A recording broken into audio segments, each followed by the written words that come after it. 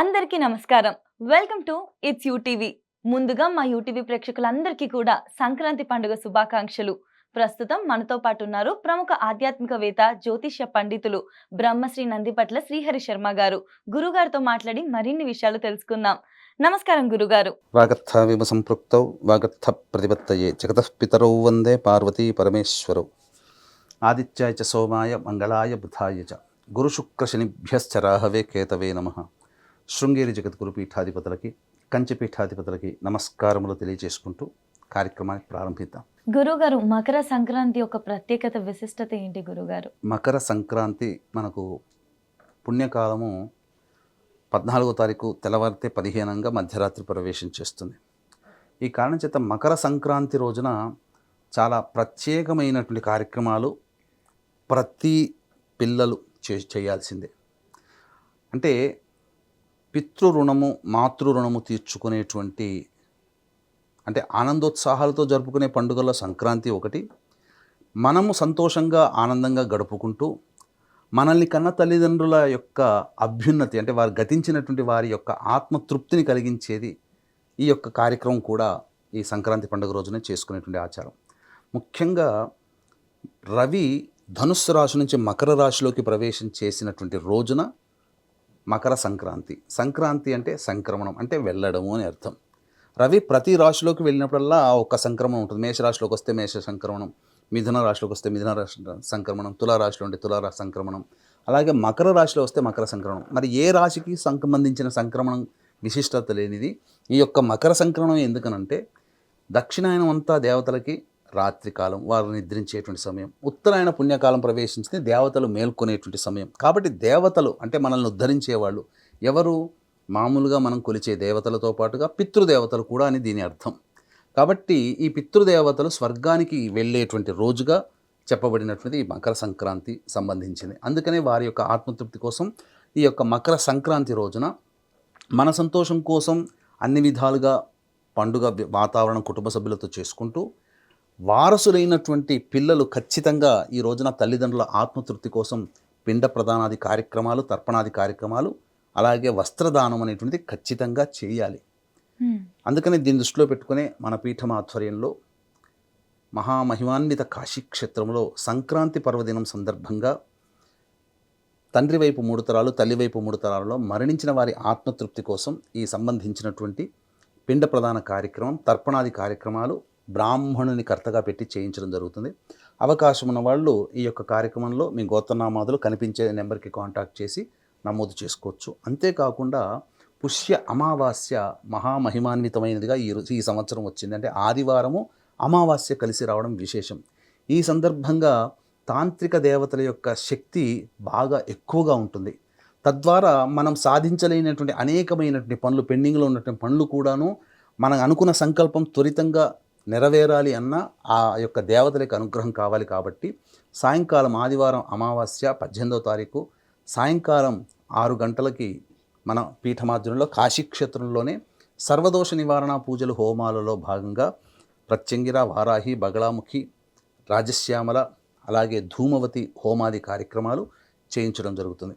అవకాశం ఉన్నవాళ్ళు ఈ కార్యక్రమంలో కూడా మీరు కనిపిస్తున్నటువంటి నెంబర్కి కాంటాక్ట్ చేసి సర్వదోష నివారణ పూజల హోమాల్లో భాగంగా నమోదు చేసుకోవచ్చు. 2 కార్యక్రమాలు జరుగుతాయి.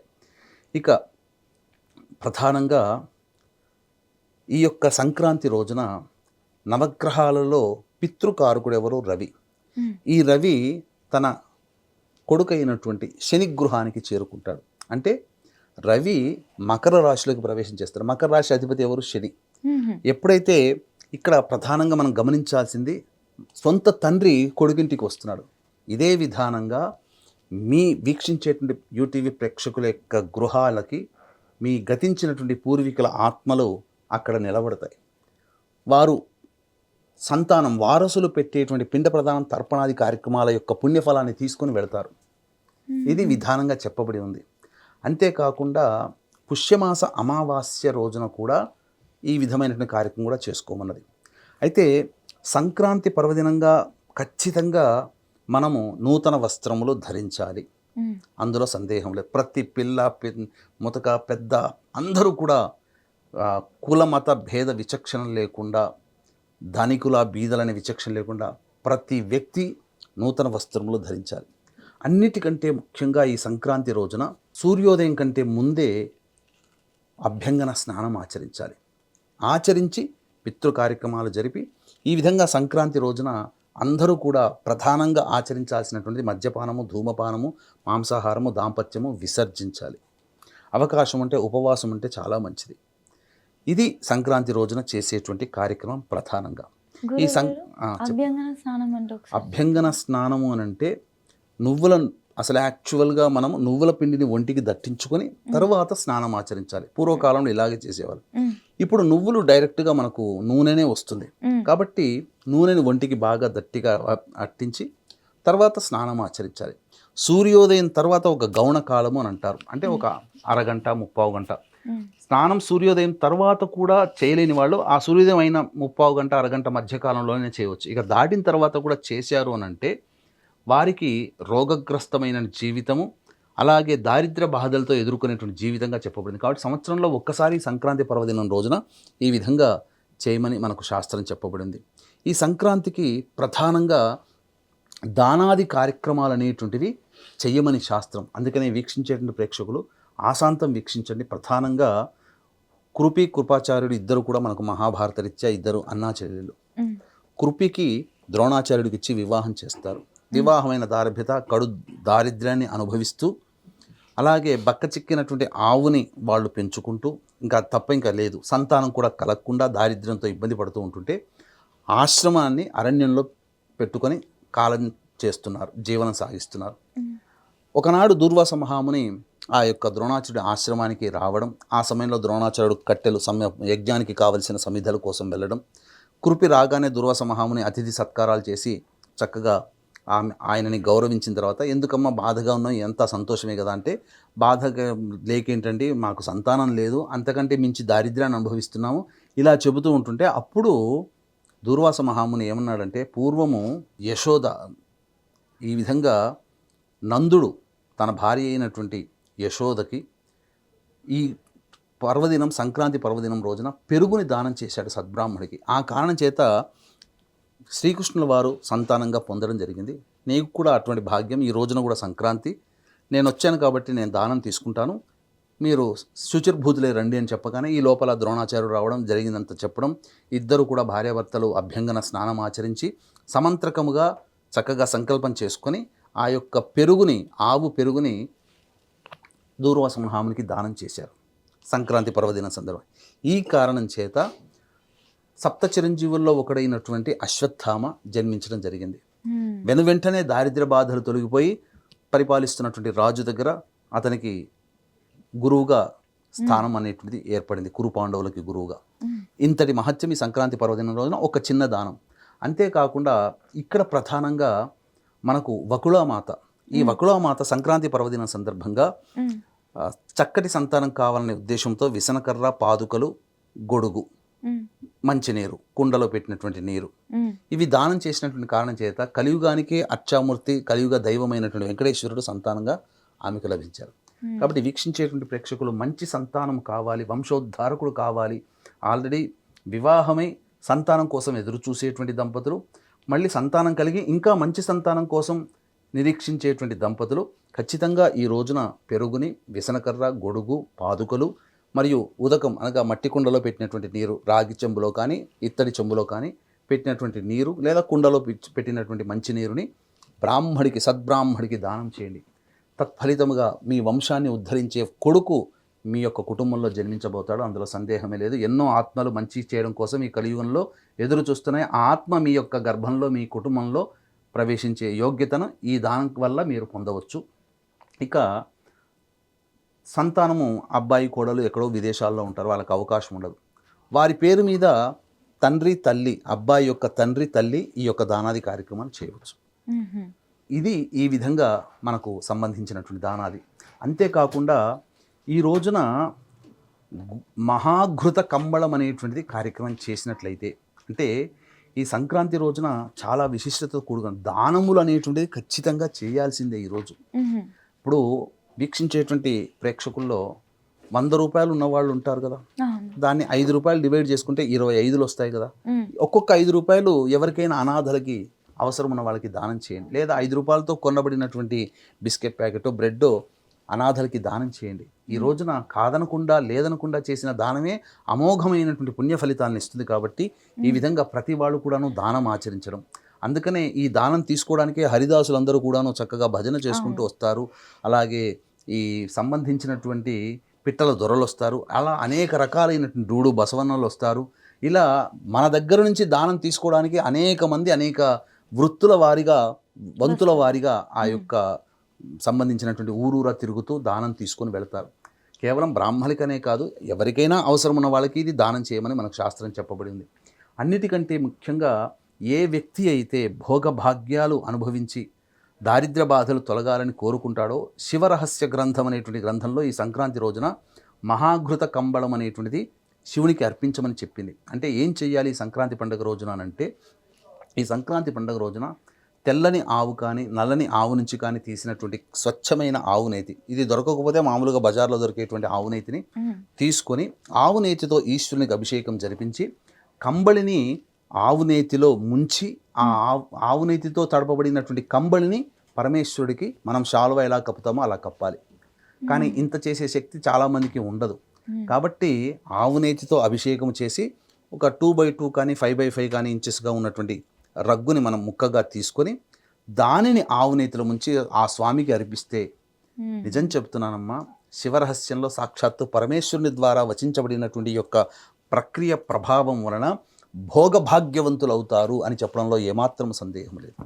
అంతేకాకుండా అనేకమైనటువంటి రోగాలతో ఇబ్బందులు పడేటువంటి వ్యక్తులు ఎవరైతే ఉంటారో ఈ రోజున ప్రధానంగా నల్ల నువ్వులతో ధేనువుని అంటే ఆవుని అలాగే ఎద్దుని మనం నల్ల నువ్వులతో చక్కగా తయారు చేసుకొని, అంటే నల్ల నువ్వులని కలిపి పెడితే ఎద్దు బొమ్మలాగా చేయడం, అలాగే ఆవు బొమ్మలాగా చేయడం చేసి ఆ యొక్క ఇద్దరిని కూడాను, ఆవుని ఎద్దుని ఇద్దరిని కూడాను అర్చించి గో అష్టోత్తరంతో కానీ లేదా మృత్యుంజయ అష్టోత్తరంతో కానీ అర్చించి, శివాష్టోత్తరం కానీ అర్చించి ఆ యొక్క ధేనువుని ఆవుని ఎద్దుతో సహా బ్రాహ్మడికి దానం చేసిన, బ్రాహ్మడు తీసుకున్నానంటే దగ్గరలోని నీటిలో వాటిని నిమజ్జనం చేసిన సర్వరోగముల నుంచి విముక్తి అయ్యేటువంటి అవకాశం ఈ రోజున కలుగుతుంది.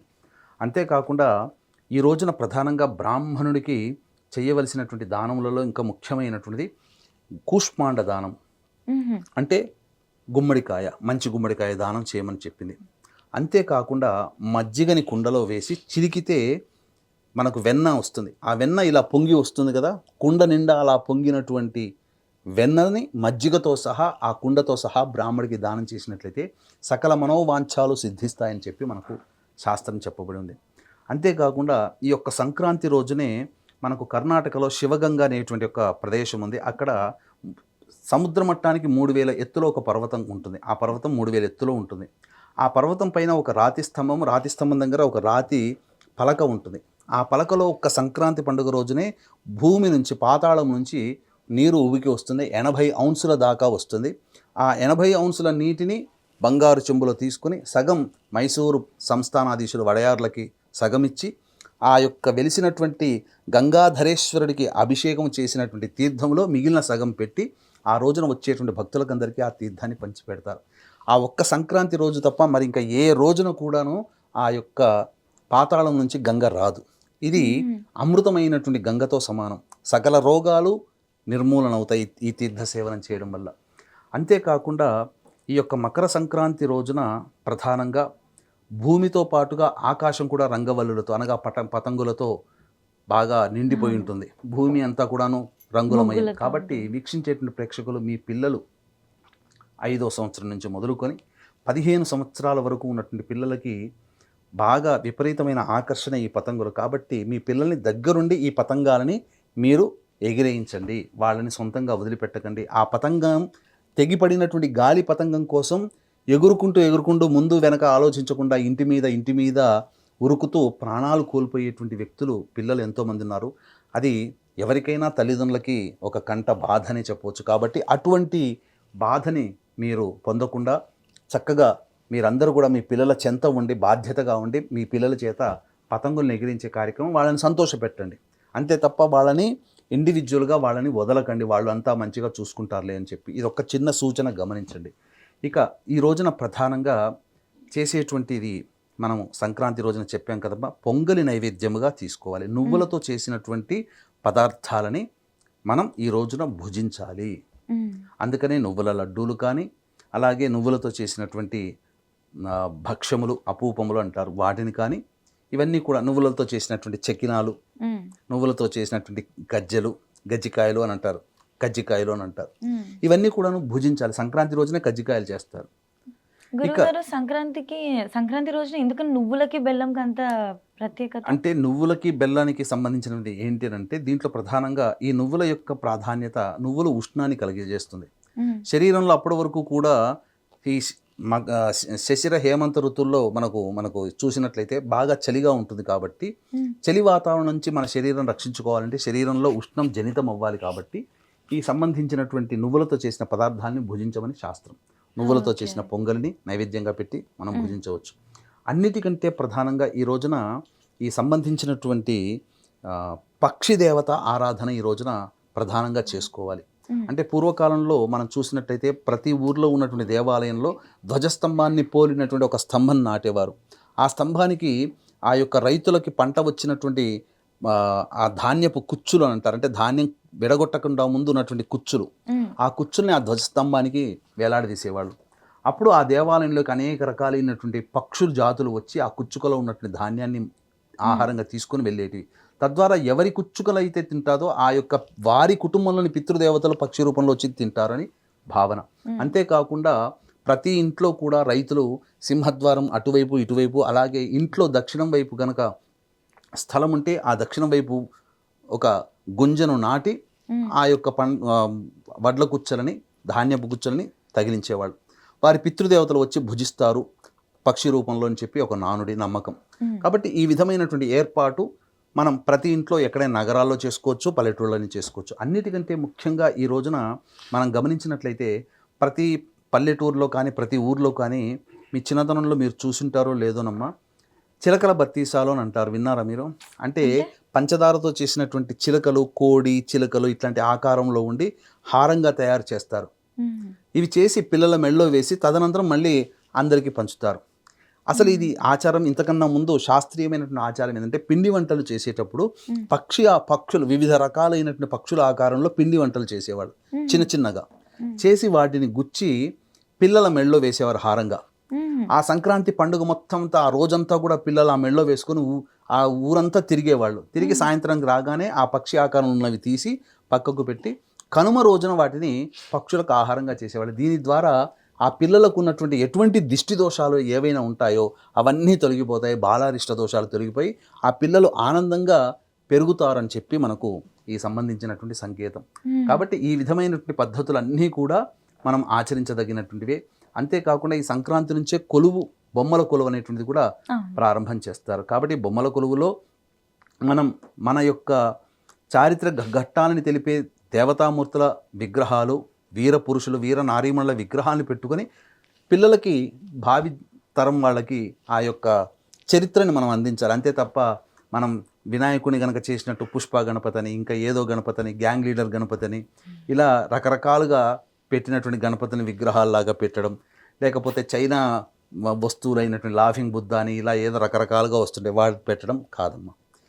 మన సాంప్రదాయబద్ధమైనటువంటి చారిత్రక పురాణ గాథల్ని తెలియచేసే విధంగా ఉండేటువంటి బొమ్మలనే మనం కొలువుగా పెట్టి పిల్లలకి వాటిని తెలియచేసేటువంటి పద్ధతి ఈ యొక్క సంక్రాంతి బొమ్మల కొలువు ద్వారా మనకు తెలియచేయడం జరుగుతుంది. ఈ సంక్రాంతి పండుగ రోజున ఎట్టి పరిస్థితుల్లో కూడా మద్యపానము, ధూమపానము, మాంసాహారము, దాంపత్యము పనికిరాదు. ఇది చాలా దుర్మార్గము అనేటువంటిది చెప్పవచ్చు. అంతే దుర్మార్గం అని అంటే ఎందుకంటే ఆ మనిషి భావి జీవితానికి అడ్డుపడుతుంది ఈ చేసేటువంటి పాపపు పనుల వల్ల. కాబట్టి ఇవన్నీ విసర్జించి ఆనందంగా పిల్ల పాపలతో సంక్రాంతి పండుగ జరుపుకోవచ్చు. సంక్రాంతి రోజున ఖచ్చితంగా విధిగా మీ యొక్క పెద్దలకి పిండ ప్రదానము, తర్పణాది కార్యక్రమాలు వదలమని శాస్త్రం చెప్పింది. ఎందుకనంటే తండ్రి కొడుకింటికి తండ్రి వస్తున్నాడు, రవి శని ఇంటికి వెళుతున్నాడు. అలాగే మీ తల్లిదండ్రులు, తాత ముత్తాతలు మరణించిన వారి యొక్క ఆత్మలు మీకు మీ గృహానికి చేరుకుంటాయి. అలాగే పక్షుల రూపంలో, జంతువుల రూపంలో, ఏదో ఒక రూపంలో మీ గృహానికి చేరుకుంటాయి. కాబట్టి మీరు ఆ సమయంలో చేసినటువంటి పిండ ప్రదానం తర్పణ ప్రభావం వలన వచ్చినటువంటి పుణ్య ఫలితాన్ని తీసుకొని రౌరవాది నరక బాధలు అనుభవిస్తున్నటువంటి పితృదేవతల ఆత్మకి శాంతి కలిగించిన వాళ్ళు అవుతారు. తద్వారా మీ జీవితము, మీ కుటుంబము ఆనందం, ఐశ్వర్యంతో నిండిపోతుంది అని చెప్పడంలో ఏమాత్రం సందేహం లేదు. అవకాశం ఉంటే ఈ విధంగా మీ ఇంట్లోనైనా దగ్గరలోనైనా చేసుకోండి. లేకపోతే మహామహిమాన్విత కాశీక్షేత్రంలో సంక్రాంతి పండుగ రోజున పిండ ప్రదానము, తర్పణాది కార్యక్రమాలు బ్రాహ్మణుని కర్తగా పెట్టి మీ తరపున ఈ కార్యక్రమాన్ని చేయించడం జరుగుతుంది. అవకాశం ఉంటే స్క్రీన్పై కనిపిస్తున్న నెంబర్కి కాంటాక్ట్ చేసి మీ గోత్రనామాలు నమోదు చేసుకోవచ్చు. ఖచ్చితంగా గురుగారు, ధన్యవాదాలు. సర్వం శ్రీ ఉమామహేశ్వర పరబ్రహ్మార్పణమస్తు.